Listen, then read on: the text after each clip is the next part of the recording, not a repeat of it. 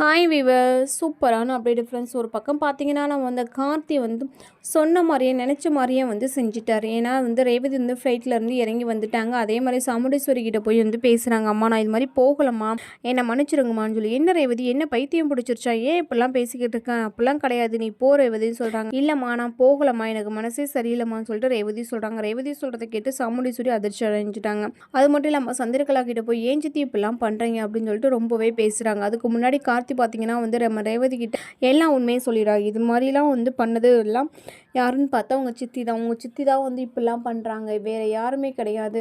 ரேவதி உன்னை வந்து கனடா அனுப்பி வந்து அங்கேயே உன்னை வந்து செட்டில் ஆக விட்டுறணும். அது மட்டும் இல்லாமல் உன் மனசை மாற்றி வந்து என்னை வந்து உன் மனசை வந்து வெளியேற்றுறதுக்கு மட்டும்தான் உங்கள் சித்தி இப்படிலாம் பண்ணிக்கிட்டு இருக்காங்க அப்படின்னு சொல்கிறாங்க. அது தெரியாமல் உங்கள் அம்மாவும் எல்லாம் பண்ணிக்கிட்டு இருக்காங்க.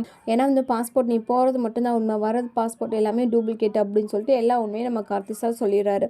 அதுக்கப்புறம் பார்த்தீங்கன்னா வந்து ரேவதிக்கு ரொம்பவே வந்து பயந்துடுறாங்க. அது மட்டும் இல்லாமல் வந்து சாமுண்டீஸ்வரி கிட்ட வந்து மறைமுகமாக நான் போகலாமா அப்படின்னு சொல்கிறாங்க. இல்லை ரேவதி நீ கண்டிப்பாக போயே ஆகணும்னு சொல்கிறாங்க. இல்லைம்மா நான் இந்த தடவை போகலாமா, என்னை மன்னிச்சிருங்கம்மான்னு சொல்லிடுறாங்க. இன்னும் வரக்கூடிய எபிசோடு எப்படி இருக்குன்னு சொல்லிட்டு அடுத்த வீடியோ பார்க்கலாமா ஃப்ரெண்ட்ஸ். இந்த மாதிரி அப்டேட் உங்களுக்கு பிடிச்சிருந்த மாதிரி இருக்காமல் லைக் பண்ணி நம்ம சேனலை சப்ஸ்கிரைப் பண்ணிட்டு பாருங்கள்.